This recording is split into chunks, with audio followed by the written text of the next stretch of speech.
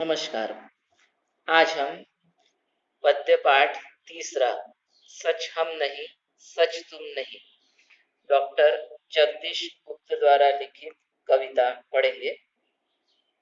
Doctor Jagdish गुप्त जी का जन्म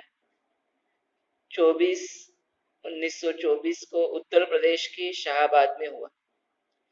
प्रयोगवाद के पश्चात जिस नई कविता का प्रारंभ हुआ, उसके प्रवर्तकों में आपका नाम प्रमुख रूप से लिया जाता है। जो डॉक्टर जगदीश गुप्त जी हैं, तो डॉक्टर जगदीश गुप्त जी का परिचय यहाँ पर दिया हुआ है पृष्ठ क्रमांक 12 पर। नए कलेवर की कलात्मक अभिव्यक्ति आपके साहित्य की विशेषताएं रही है। अब जो प्रयोगवाद है, तो विभिन्न प्रकार के जो साहित्य लिखे गए काल विभाजन में, तो उस काल में प्रयोगवाद, आधुनिकतावाद, जैसे हमने देखा था प्रगतिवाद, ये विभिन्न प्रकार के साहित्य के कालखंड माने जा सकते हैं, या फिर इन कालों में लिखा गया साहित्य। तो प्रयोगवाद यानी कविताओं पर, पद्य पाठों पर विभिन्न प्रकार के प्रयोग करना, इसे कहा जाता है प्रयोगवाद। और इसमें नया भाव, नए विचारों को प्रकट किया जाता है। नया कथ्य, नया भाव पक्ष और नए कलेवर की कलात्मक अभिव्यक्ति, यानी नयापन होता है। और इसमें प्रतीक, विधान, दृष्टांत ये आधुनिक युग के उपयोग में लाए जाते हैं। इसे नई कविता कहा जाता है। नई कविता की परंपरा को आगे बढ़ाने के लिए आपने इसी नाम की पत्रिका का प्रकाशन प्रारंभ किया। नई पत्रिका नाम की इन्होंने पत्रिका प्रकाशित की, नई कविता। और इस नई कविता में विभिन्न नई कविताओं को स्थान दिया। इनकी प्रमुख कृतियां, यानी इन्होंने लिखी हुई कृतियां, जिसमें काव्य संग्रह है नाव के पाव, शब्ददंश, हिमविरुद्ध, गोपा गौतम, ये काव्यों के संग्रह है। इसमें कविताएं है। शंबुक, यह एक खंड काव्य है। महाकाव्य का आधा भाग जिसे कहा जाता है खंड काव्य। भारतीय कला के पद चिन्ह, नई कविता, स्वरूप और समस्याएं, केशवदास, यह आलोचनात्मक साहित्य है। जिसमें टीका टिप्पणी की जाती है, उसे कहा जाता है आलोचनात्मक साहित्य। नवी कविता पत्रिका यह इन्होंने लिखी है। उसके बाद में नई कविता या फिर प्रयोगवाद, इसका इन्होंने स्पष्टीकरण दिया है, विधा परिचय। प्रयोगवाद के बाद हिंदी कविता की जो नवीन धारा विकसित हुई, वह नवी कविता है। हमने ऊपर ही पहले भी देखा है कि नए युग में लिखी गई कविताएं जो है, जो पुराना समय था, संत कबीर, रहीम, सूरदास, इनका जो समय था वह भक्ति काल का समय था। भारत स्वतंत्रता के बाद और उसके पहले विभिन्न परिवर्तन आए, और जो परिवर्तन होते गए, औद्योगिकरण हुआ, और उस औद्योगिकरण में जो परिवर्तन होते गए, उस परिवर्तन को लेकर लिखी गई जो कविताएं हैं, उसे कहा जाता है नई कविता। तो इस विधा का परिचय इन्होंने करवाया है। अभिव्यक्ति के साथ नए मूल्यों और नए शिल्प का विधान, अन्वेषण नई कविता की विशेषता है। अन्वेषण यानी शोध, नया मूल्य और नया शिल्प, यह इन्होंने प्रस्तुत किया है कविता के द्वारा। नई कविता का प्रारंभ डॉक्टर जगदीश चंद्र गुप्त, राम स्वरूप चतुर्वेदी, विजय देव शाही के संपादन में प्रकाशित हुई। नई पत्रिका इसे ही माना जाता है। अब जो प्रस्तुत कविता दी है इसका परिचय दिया है, पाठ परिचय। इसके पहले हमने पहला पद्य देखा था, नवनिर्माण। उसमें बताया था कि मनुष्य जो है वह आगे बढ़ने के लिए आने वाली परिस्थितियों पर वह मात करता है, इन परिस्थितियों से वो लड़ता है, तभी वो आगे जा पाता है।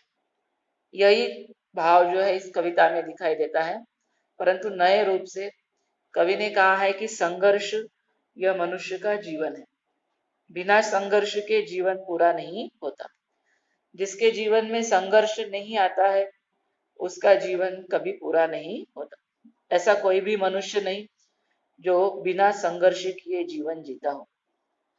इसलिए उन्होंने कहा है कि सच्चा मनुष्य वही है जो कठिनाइयों से घबराकर, मुसीबतों से न डर कर कभी झुके, न रुके, परिस्थितियों से न हार माने, वही सच्चा मनुष्य है। कवि संघर्ष को ही जीवन की सच्चाई मानते हैं। राह में चाहे फूल मिले या शूल, शूल यानी कांटे, वह चलता रहे, क्योंकि जिंदगी सहज चलने का नाम नहीं, बल्कि लीड से हटकर चलने का नाम है। लीक यानी लकीर, जैसे एक मार्ग बना दिया गया हो और उसी मार्ग से हम चलते रहते हैं, नया कुछ करने का उत्साह हम रखते नहीं, या फिर हटकर हम सोचते नहीं। जो हमारी पीढ़ी ने, हमारे पुराने लोगों ने हमें बताया है कि ऐसे ही चलना है, तो उसी राह पर हम आगे बढ़ते हैं जीवन की ओर, परंतु कुछ नया कर कर देखते नहीं। तो कवि कहते हैं कि लिख से हटकर अगर हम चले तो यही जिंदगी है, वरना उसी रास्ते पर भटकते रहते हैं और अपनी मंजिल कभी प्राप्त होती नहीं। हमें अपनी क्षमताएं स्वयं ही पहचाननी होगी। राह भटक कर भी मंजिल अवश्य मिलेगी। यानी हमने नया रास्ता खोज निकाला, कुछ नया करने का ठाना, और नया कुछ करते समय अगर हम भटक गए तो भी कोई परवाह नहीं करनी चाहिए, मंजिल अवश्य मिलेगी। हमें अपने दुखों को पहचानना होगा और स्वयं के आंसू स्वयं पोंछने होंगे। हमारे आंसू पोंछने के लिए कोई आएगा नहीं। यही कहानी जो है, जीवन संघर्ष की कहानी, इस कविता में कवि ने प्रस्तुत की है। काव्य पाठ पृष्ठ क्रमांक 12, पाठ परिचय के नीचे कविता दी हुई है। अब हम कविता देखते हैं। सच हम नहीं, सच तुम नहीं, सच है सतत संघर्ष ही, संघर्ष से हटकर जिए तो क्या जिए, हम या कि तुम। कवि कहते हैं कि न मेरी बात सच है और न तुम्हारी बात। सच है तो निरंतर संघर्ष करना। हमेशा जीवन जो है वो संघर्ष से भरा हुआ है। हमें संघर्ष का रास्ता अपनाना चाहिए। कवि के अनुसार संघर्ष से हटकर जीने की बात नहीं करनी चाहिए। यानी आसानी से मिली हुई चीज, उसका कोई मोल नहीं होता है। जीवन भर कष्ट कर कर, मेहनत कर जो हम कमाते हैं उसका मूल्य हमारे लिए बहुत होता है। इसलिए कवि कहते हैं कि संघर्ष से हटकर जीने की बात नहीं करनी चाहिए। संघर्ष से हटकर जिए तो क्या जिए, हम या कि तुम। बिना संघर्ष का जीवन भी कोई जीवन नहीं है। इसके बाद में देखिए, जो नत हुआ वह अमृत हुआ, जो वृंत से झरकर कुसुम, जो पंथ भूल रुका नहीं, जो हार देख झुका नहीं, जिसने मरण को भी लिया हो जीत, है वही, है जीवन वही, सच हम नहीं, सच तुम नहीं। कवि कहते हैं कि जो नत हुआ वह मृत हुआ, जो वृंत से झरकर कुसुम। जो नत हुआ यानी नत यानी झुक गया, मृत हुआ यानी मर गया, वृंत से झरकर, वृंत यानी पेड़ की टहनी डाली, और कुसुम यानी फूल, झरकर यानी गिरना। जैसे फूल मुरझाकर गिर जाता है अर्थात वह मरा हुआ होता है, झड़ जाता है वो पेड़ से जब वो सूख जाता है। अधीनता जिसने स्वीकार कर ली वह मृतक के समान हो गया। अधीनता अर्थात दूसरों पर निर्भर रहना, यानी फूल जो है वो पेड़ पर निर्भर रहता है, वह खिला हुआ है, जब मुरझा जाता है तब वह गिर जाता है, क्योंकि वो पेड़ पर निर्भर है, उसने दूसरे की अधीनता स्वीकार की, दूसरे का सहारा लिया, इसलिए वह मरे हुए के समान हो जाता है। डाल से झड़े हुए फूलों के समान उसकी जिंदगी हो जाती है। जो व्यक्ति संघर्ष के मार्ग पर चलता हुआ भटक जाने पर भी अपनी मंजिल पर बढ़ने से नहीं रुकता है, अथवा अपने प्रयास में असफल हो जाने पर भी जिसने हार नहीं मानी, जिसने मृत्यु से भी मोर्चा लिया हो और उसको परास्त कर दिया हो, यानी जिसे मृत्यु का भी डर नहीं हो, उसने मृत्यु पर भी विजय पा ली, अर्थात डर नहीं, विजय कोई पा नहीं सकता है, भले वो मर भी जाए परंतु वह अपने जीवन से कभी हारा नहीं। इसके पहले भी हमने पहली कविता में कुछ पंक्तियां देखी थी, उसमें कवि ने इसी प्रकार से कहा था कि जो आगे बढ़ना चाहता है उसके सामने अगर मृत्यु है तो भी उसे डरना नहीं चाहिए, आगे बढ़ते रहना चाहिए, मृत्यु से डर कर हार कर बैठना नहीं चाहिए। आगे बढ़ने की प्रेरणा मनुष्य ने सतत लेनी चाहिए। उसको परास्त कर दिया हो उसी का जीवन जीवन कहलाने योग्य है, जो मृत्यु पर भी विजय पा ले, और यही सच्चाई है। जिसने मरण को भी लिया हो जीत, है वही जीवन, सच हम नहीं सच तुम नहीं। तो इस प्रकार से कवि ने पहले पंक्तियों में हमें संदेश दिया है कि मनुष्य जो है उसका जीवन संघर्ष से भरा है, और इस संघर्ष में उसे आगे बढ़ते रहना है। जीवन की सच्चाई जो है ये हमारे सामने है, कोई भी व्यक्ति आपको आखिरी तक सहारा नहीं दे सकता, इसलिए किसी के भरोसे पर ना रहो, अपने दम पर आगे बढ़ते रहो। भले ही रास्ता हम भूल जाए, जो पंथ भूल रुका, रास्ता सामने ना दिखाई दिया हो, क्या करना है समझ में नहीं आ रहा हो, फिर भी हमें रुकना नहीं है। हार देख झुका नहीं, हार यानी पराभव, पंथ यानी रास्ता, यह देखकर हम झुके नहीं यानी पीछे हटे नहीं, आगे बढ़ते रहे, इसी को जीवन कहा है। यही हमारा क्या है, जीवन। आगे की पंक्ति देखते हैं। काव्य पाठ पृष्ठ क्रमांक 13 पर 4 अलग अलग पंक्तियां दी है, उसमें से पहली और कविता की दूसरी पंक्ति।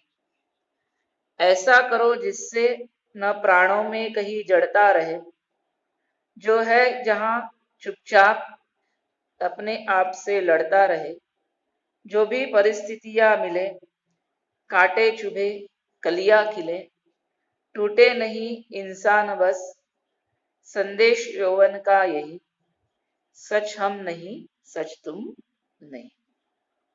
कवि कहते हैं ऐसा करो जिससे प्राणों में कहीं जड़ता रहे, जो है चुपचाप अपने आप से लड़ता रहे।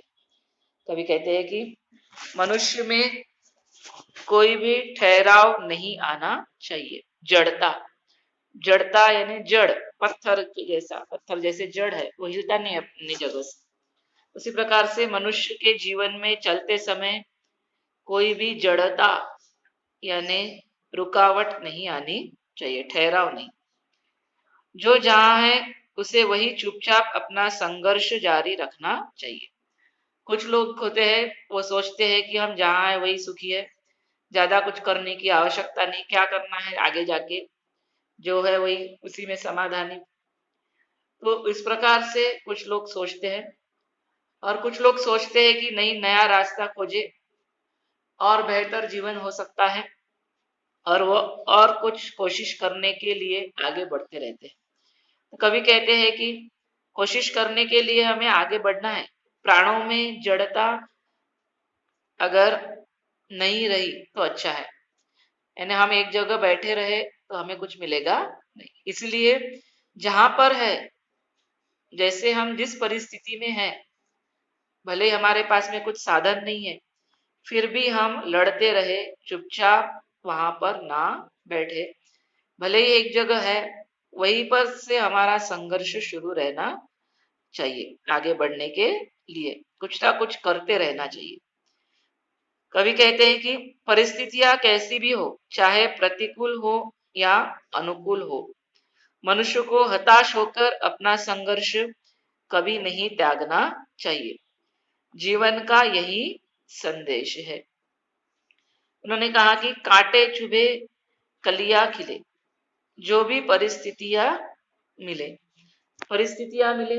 जैसी स्थिति है वैसी, जैसी तुम्हारी हालत, जिस हालत में तुम हो, जैसा तुम्हारा जीवन अभी चल रहा है वैसा, उसमें गरीबी है, अमीरी है, हाथ पैर ठीक नहीं है, आर्थिक स्थिति ठीक नहीं है, शारीरिक स्थिति ठीक नहीं है, जैसी भी परिस्थिति हो, कैसा भी जीवन हो, उसमें कांटे चुभे, यानी सुख मिले दुख मिले, कांटे चुभना दुख मिलना, कलियां खिले सुख मिलना, फूल खिलना, सुख दुख मिले, टूटे नहीं इंसान बस।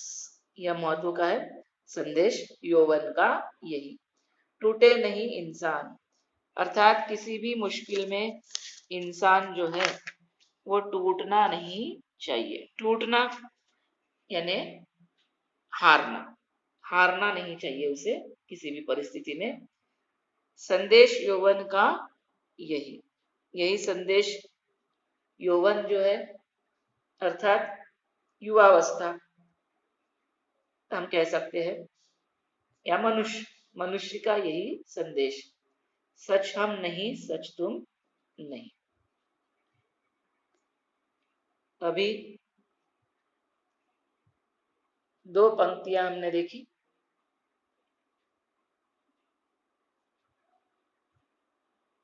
सच हम नहीं, सच तुम नहीं से सच हम नहीं, सच तुम नहीं। उसके बाद में काव्य पृष्ठ क्रमांक 13 पर ऐसा करो जिसमें प्राणों में कहीं जड़ता रहे। इसके बाद में आगे देखिए, हमने रचा आओ, हम ही अब तोड़ दे इस प्यार को, यह क्या मिलन मिलना वही, मोड़ दे मझधार को, जो सात फूलों के चले, जो ढाल पाते ही ढले, यह जिंदगी क्या जिंदगी, जो सिर्फ पानी सी बही। सच हम नहीं, सच तुम नहीं। कवि आगे कहते हैं कि हमने रचा आओ। क्या रचा है? इतिहास। हम इतिहास रच सकते हैं, अर्थात हमारी प्रेरणा लेकर लोग आगे बढ़ सकते हैं। यथास्थिति में जीने का जो हमने नियम बनाया था, आओ अब हम उसे तोड़ दें। यह भी कोई जीवन है? जीवन तो वह है जो मझधार को भी मोड़ने की शक्ति रखता हो।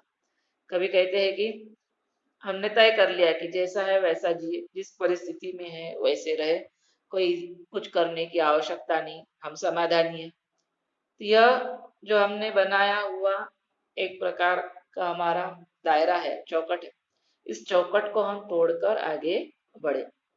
हम ही अब तोड़ दे इस प्यार को, जो हमें लगा अब कहीं करना नहीं, कुछ करना नहीं, परिवार से जुड़े हैं, बस बहुत हो गया, अब आगे जाने की कोई जरूरत नहीं है, नया कुछ करके दिखाना नहीं है, इस बात को हम तोड़ दे और आगे बढ़े। प्यार को तोड़े इसका अर्थ ये नहीं है रुकावट को तोड़े। जो भी हमारे सामने रुकावट है इसे तोड़ दे और आगे बढ़े। यह क्या मिलन मिलना वही, जो मोड़ दे मझधार को। कवि कहते हैं कि यह कोई जीवन नहीं है, यह जीवन बना बनाया जीवन जो है, यह कोई जीवन नहीं। जीवन संघर्ष का नाम है, आगे बढ़ने का। मनुष्य में आगे बढ़ते समय इतनी ताकत होनी चाहिए कि वो नदियों की धारा को भी मोड़ दे, बीच नदियों के बीच खड़े रहकर नदियों की धारा को मोड़ दे। यानी बहुत ही कठिन कार्य, लेकिन वह भी वो कर सके। इस प्रकार मझधार को वो मोड़ दे। जो 7 फूलों के चले, जो ढाल पाते ही ढले। उन्होंने कहा है कि जो 7 फूलों को चले। अब जैसे 7 फूलों को साथ लेकर चलना, मिलन मिलना, एक दूसरे से मिलना मिलाना, ये बात जो है यहाँ पर थोड़ी अलग है। वो कहते हैं कि हम बहुत बार परिवार के बंधनों में बंधे होते हैं, लोगों के बंधनों में बंधे होते हैं, तो यह तो हमेशा रहेगा, परंतु इस बात को छोड़कर भी हम आगे बढ़े, इसलिए कहा है कि मझधार को मोड़ दे। दूसरों के इशारे पर जो चलता रहा हो, उसकी जिंदगी कोई जिंदगी नहीं होती। इसलिए कहा है कि जो 7 फूलों के चले। फूलों के साथ चलना अर्थात दूसरों के सहारे जीवन जीना। और ढाल पाते ही ढले। तो ढाल पाते ही ढले जो है, तो ढाल पाना, यहाँ पर उसका अर्थ भी दिया है। ढाल यानी ढलान और ढले यानी ढलना, यानी जो ढलान पाकर ढल जाए, दूसरों का साथ निभाकर चलता रहे और अपने विचारों को छोड़ दे, उसी पर निर्भर रहे और जैसा मार्ग हो उसी मार्ग में ढलता जाए। ढाल के हिसाब से जैसा पानी बह रहा है तो पानी के साथ में बह जाए। तो इस प्रकार की जिंदगी नहीं होनी चाहिए। ये क्या जिंदगी है जो सिर्फ पानी सी बहे, ढलान पाकर पानी जैसे बह जाता है, रुकता नहीं। उसी प्रकार से मनुष्य का निर्धार पक्का निश्चय परिस्थिति आने पर बह जाता है और वो फिर कुछ करने का विचार छोड़ देता है। तो कभी कहते हैं कि ये कोई जिंदगी नहीं है। भले परिस्थितियां कैसी भी हो, पानी का बहाव कितना भी हो, हमें अड़िग रहकर आगे बढ़ना है। सच हम नहीं, सच तुम नहीं। तो पहले भाग में हम इतना ही आज देखेंगे। तो कवि ने हमें यहाँ पर निरंतर संघर्ष करने की प्रेरणा दी है और संघर्ष को ही जीवन कहा है। जीवन की सच्चाई ही संघर्ष है। कठिनाइयों और मुसीबतों का सामना करते हुए ना झुके ना रुके हमें आगे बढ़ना है। मनुष्य वही है जो जिंदगी की लीक से हटकर आगे बढ़े, भटक कर आगे बढ़े, अपनी समस्याएं खुद सुलझाए और अपनी समस्याएं सुलझाने के लिए दूसरों के भरोसे पर ना रहे। हमें खुद योद्धा बनकर अपनी लड़ाई लड़नी होगी। यह कविता का सारांश है। उसके बाद में आज हमारा जितना हो गया है, उसके बाद यहाँ पर आकलन कृति में कविता की पंक्ति पूर्ण करना है। बेकार है मुस्कान से ढकना, ये अभी हमारा होने का है। आदर्श नहीं हो सकती, ये हमारा हो गया है। उसके बाद में जीवन यही है, मिलना वही है। जीवन यही है यानी जीवन क्या है, ये आपको लिखना है। जीवन यही है यानी जीवन क्या है, कविता की पंक्तियां पढ़कर आपको ये लिखना है। मिलना वही है यानी मिलना क्या है, ये आपको लिखना है।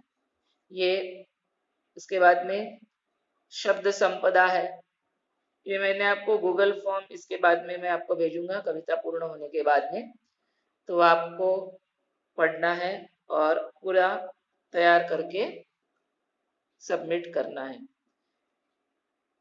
आज के लिए इतना ही, धन्यवाद।